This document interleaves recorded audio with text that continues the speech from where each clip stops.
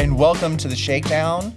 I'm your host, Ryan Forbes, aka Rainforest, here again with Malone, Dave, and the Instagram favorite, Nina, who will be making random appearances throughout the show.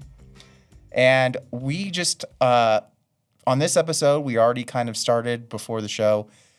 We are discussing intersectional issues, including racism, that go along with imprisonment and policing.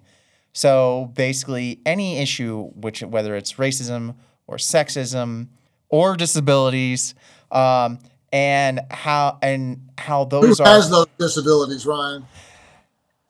People who are... Don't answer that. Okay, I'm not going to answer. No matter what, basically, all of these issues like racism, sexism, and everything, and how they can be made worse by prison or worse by bad policing, and then whether or not we need to focus on the race aspect or the sexism aspect or whatever, or the different aspect, or do we need to focus on something else?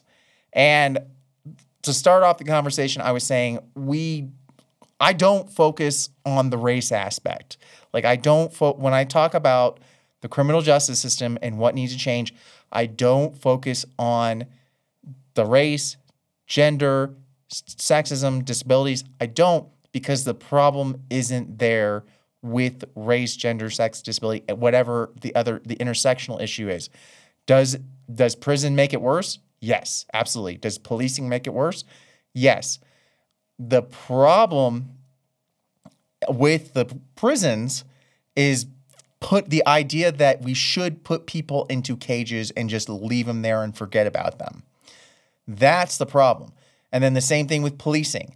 The problem is that we need to arm people and then send them off to look for problem people, send them off looking for problems. And the problems with the courts is that you have a DA versus your defendant, and it's one's right, one's wrong, and who do we blame? And it's winner take all, basically. So what's that? And that whole battle in the courtroom really is not even about right or wrong. It's about which lawyer can outwit the other. It's just like a chess game between lawyers. Right. The DA and the prosecuting attorney and the defense attorney. Because they don't give a shit about the people they're defending, and they don't give a shit about the people that are getting prosecuted. To them, it's just a number, it's a statistic. So, it's just crazy. That is the problem. That right there is a great description of the problem. And I feel like displaying the number, saying that, whatever race is disproportionately affected, or whatever gender or whatever group is disproportionately affected, doesn't help resolve that issue. It doesn't help get us to the next stage. And it also, the other aspect is that it changes the focus actually away from a way to find the solution. So then instead of going, well, as Dave just said, the DA and the lawyers don't care about who they're defending, and they don't care about the individuals involved, and they don't care about the victims. They don't care about the defendant. So they're not going to address that. We're just worried about the race of whoever's involved, and that doesn't lead us to a solution about fixing what happens with the lawyers and how the disputes are resolved. And that we're not looking for right and wrong. We're just looking at it through race. And that doesn't help things either. It just makes things easier. True. Yes. For the masses, because, they're going to believe what they're told. By who? What are you talking about? Who's telling who what? I'm just talking about people in general. I mean, so it's like you go out to, white suburbia, and, everybody's there, and you tell them, hey, a crime was just committed. The first thought, I'll say we'll be generous here. I'll say for half of those people, the first thought is going to be it was a black person, because that's what that's been depicted. You know, it's systemic racism, which is, oh my God, who's that? Anyways, sorry, I just got off on a tangent, but that's just whatever. Well, and I was listening to a podcast today, and they were talking about how this woman, like, she was moving up from Mexico, and her mom was freaking out because all she saw on TV was black men getting handcuffed, and she was terrified because all she saw on the news was crimes and black men getting taken away in handcuffs. And so she's like, you don't go to America. There's so much crime all over the place. Everyone's getting shot. And especially don't go near any black men. And that was her family's depiction.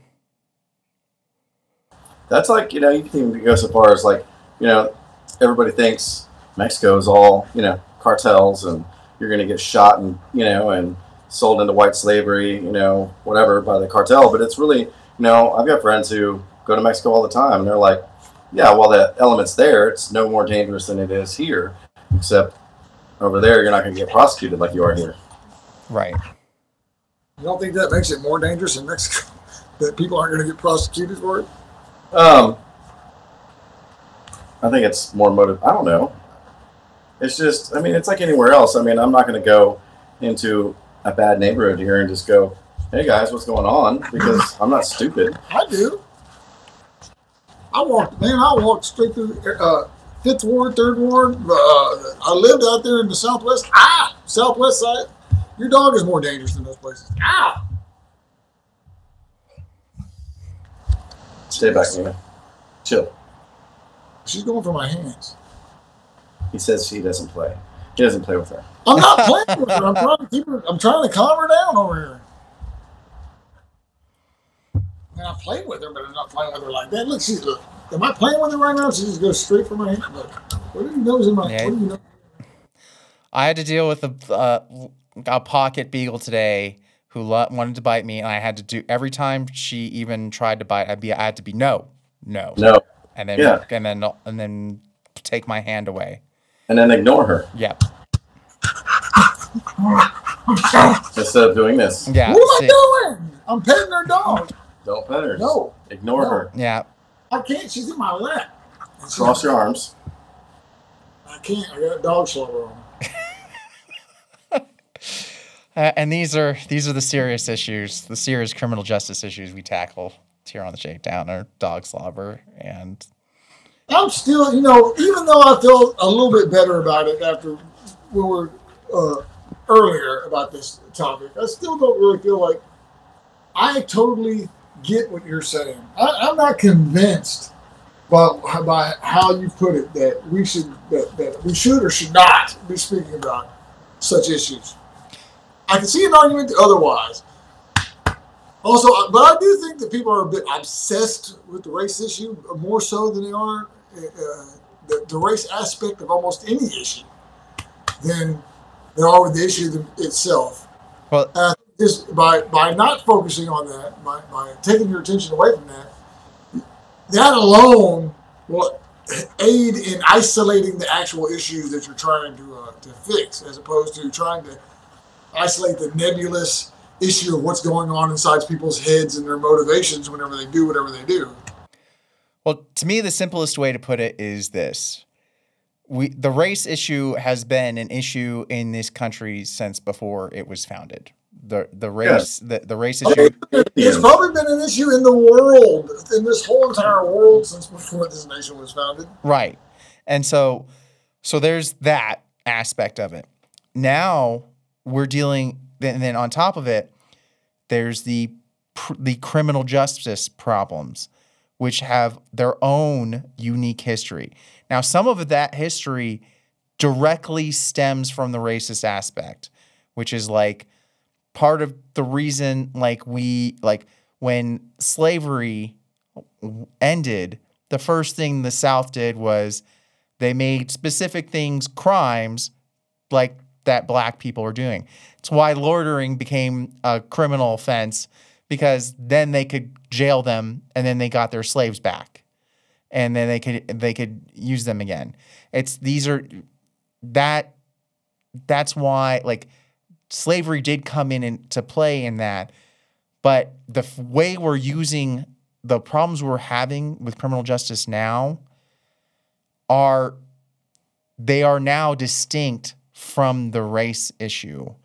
And when you bring race into it, now you're trying to solve the race problem and you're trying to solve the criminal justice problem at the same time. And those are two very big problems. So I say, why not just stick to one giant problem? And honestly, like, even when I talk about it, like, I have to break down, like, criminal justice into segments because there's so many parts of it that, like, you have to keep on going smaller and smaller and smaller. And even when I just say prison has its own unique set of problems before you even get into race. So it's race brings in a new set of problems where it's such a big issue on its own, it needs to be separated out. I'm not saying it's not an issue. That's for sure. It is 100% an issue. It's just, it doesn't help to resolve the overall issue, is my point. I get that. It's a contributing factor, but not. Right. It's a sub-issue. I wouldn't say it's a contributing factor. If you had no racism at all, I think what Rainforest's point is if there was no racism in Rainforest, criminal justice system at all, you would still have the problem that we're discussing would still be there. Right. It would still be there, and it's like a Venn diagram. Racism has a whole big set of issues, and it intersects with the criminal justice issues. Now, it has problems that have nothing to do with criminal justice, too. It has way more problems. And then criminal justice has a whole bunch of problems that have nothing to do with race, either. So that's... Did you witness at all did you have any personal experiences while you were there that illustrated racism in prison?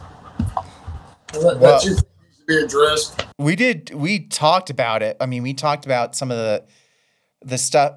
Well, when Dave and I did an episode where we talked kind of about the kind of how prison kind of makes you, like, you get grouped into your different races, and then you kind of see things as, because you're in your race group, you think about, like, when you're sitting and watching the TVs, and then you have and you see, like, the immediate thing I think of is the group that was sitting and watching the TVs at, like, Gurney would be all the blacks would be sitting out in front of the TVs.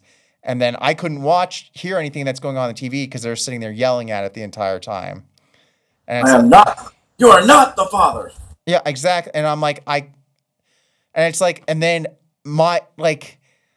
never before had I ever thought until prison, I'm like it's like the thought comes in my head. It's like those, like, why do they have to act like that? And it's not, that's a thought that I don't think would have ever crossed my mind until prison and until that crazy situation. But it's also because of the way we were housed and the way that they housed everything too. Well, I mean, prison, they used to separate you by color too. Right. When did they do that? The very first time I went to prison, like, you had, like, if you were in a two-man cell, you were with, if you were white, you were with white. If you were black, you were with black. You're talking about in the diagnostic phase of prison? Diagnostics, yeah, definitely. Is that the only, or you're saying that whenever you hit your unit, they actually segregated you? They did it at Clemens unit too. Like, not in the dorms, obviously, but they did in the cell blocks. I have never in 30 years experienced that, except for when I first get there and they started going through the diagnostic process, and they don't know if you're going to be some kind of have some kind of race issue. They can't put, even though even in the diagnostic phase, they actually put me in a cell. They actually desegregated my housing, and I was in a cell with a black guy. They actually had me down as being black on the paperwork. That's why you were in a cell with a black guy. I know it. No, I don't think in my entire time that I was in a cell with a Caucasian, so I don't know.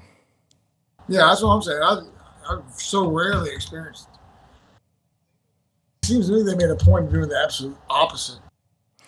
But I feel like that was later. Like, I feel like earlier on they used to do it, and then I feel like something happened, and then they changed it up. But I could be wrong. They used to, but yeah, exactly. I don't know why they stopped doing it, but they did. Well, actually, I will tell you one thing that caused a lot of problems was like the officers from Africa, which I always found this really interesting.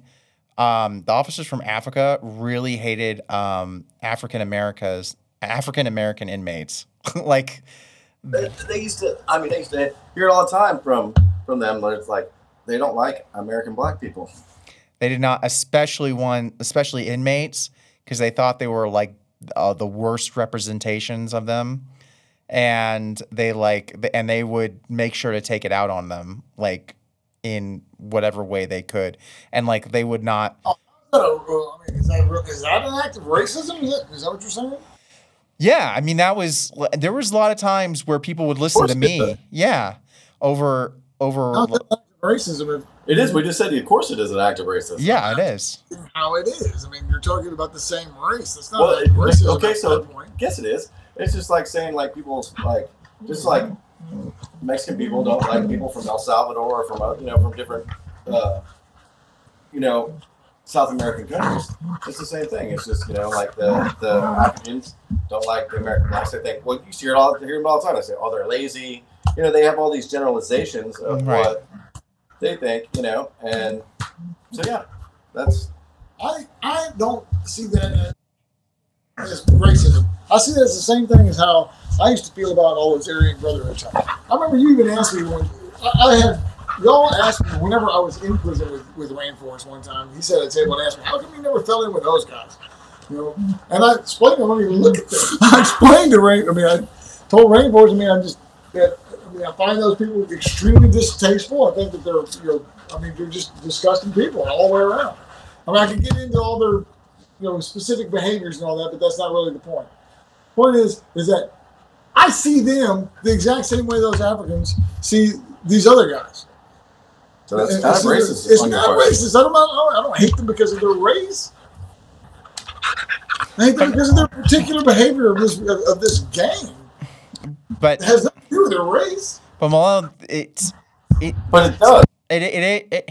It does. But the thing, at the end of the day, what happens is the end result, regardless of intention, is that if you dislike the guys that are in the Aryan Brotherhood, I'm a racist? No, that doesn't make any sense. No, that's not what I'm saying. That's not at all. What I'm saying is that officers and I'm sure staff treated the black inmates differently than they did me. And you can, whether it was intentionally, unintentionally, whether it was because they were whether they came from Africa and they didn't like the way that African Americans acted. The reason. Just cross your arms. Don't look at her. Cross your arms. Just cross your arms. And oh God, I got dogs. And please, everyone listening at home or watching at home, I would love to hear your comments on whether or not Malone is playing with the dog. He is. you please, yes or no, because Malone's not going to listen to us. So we need your people at home. I'm just trying to get the dog out of my way so I can watch, so I can pay attention to what's going on. I've been watching for half an hour now. I've been watching for a lot longer, and I've seen a lot worse with these two. Trust me. So anyway, this is playing with the dog. But she brought this over here for me to play with her with. But no, seriously. Okay, well, so take your point, right? You said, okay, so if you rolled up on a new dorm and you walked in there and say it was a worker dorm. So everybody's at work except for there's like 4 people in there, right? 2 black guys, and then some white dude that's all tatted up with lightning bolts all over the place, and then Ryan. Yeah. What about it? If I saw that, what? What are you going to talk to first?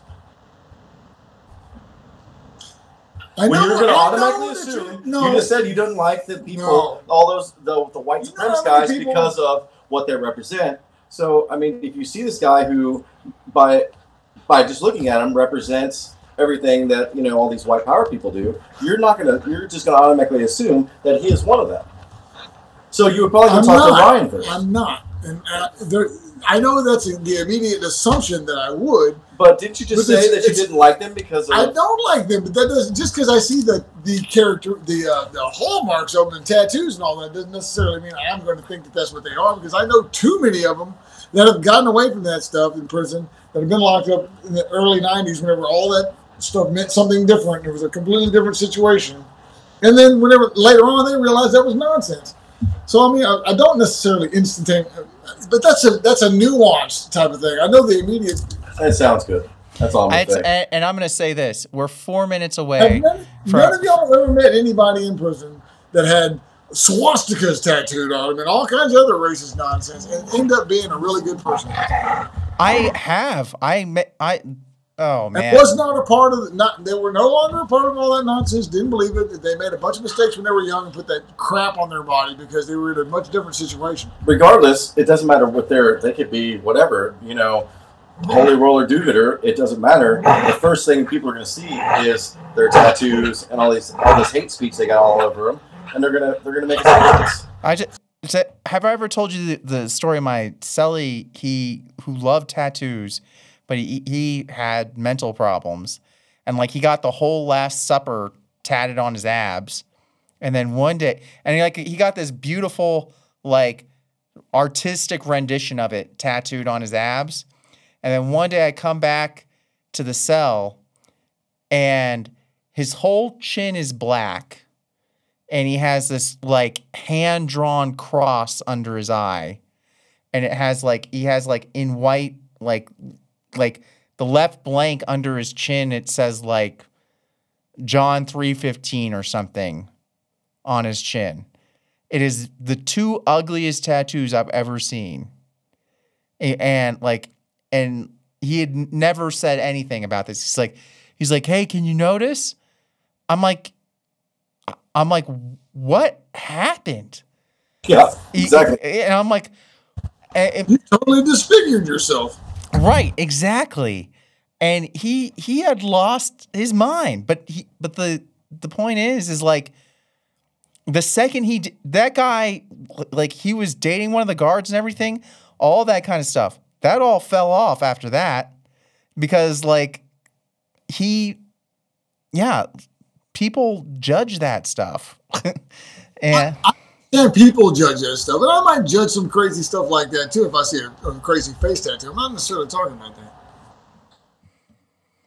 I mean, look, you and I both were a part of the Enhanced Jewish Program in Texas prison. The one and only. The one and only. And in that program, there were guys who came, before your time, came and went, who were as Jewish as anybody could possibly be, with lightning bolt tattoos down the side of their face on both sides. Horrible life choices, people. Horrible life choices. Yeah. Right. The moral of the story is don't get tattoos on your face. Yeah. Don't ever. You do. Darn sure don't get Nazi symbolism tattooed on your face. And even especially if you're Jewish. But I need to say this. So we're like right at the end of the show, and we've been talking about this for 10 minutes. And this is my main point.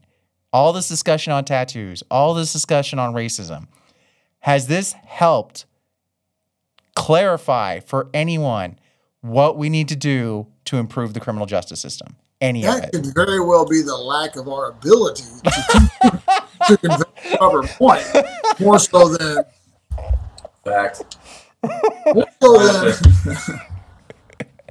Fair. That's facts.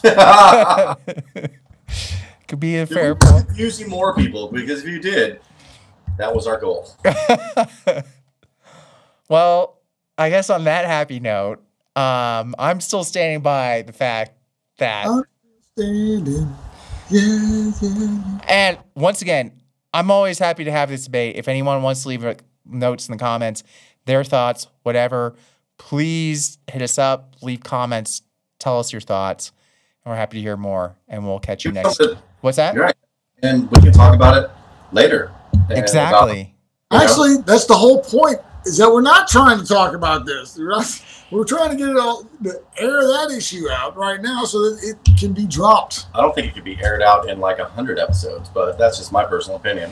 It might not be, but at We least can air it out in 100 episodes. That's for sure.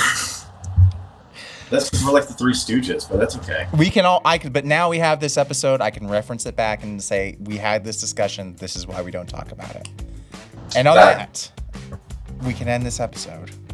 And we can catch everyone next week or in a couple weeks on the Shakedown. And if anybody has any suggestion on like a matte sort of finish that you can put on Ryan's head to knock down that, we gladly we need that. I say fedora. And don't worry, next time I'll have my head freshly shaved and shined up for you too.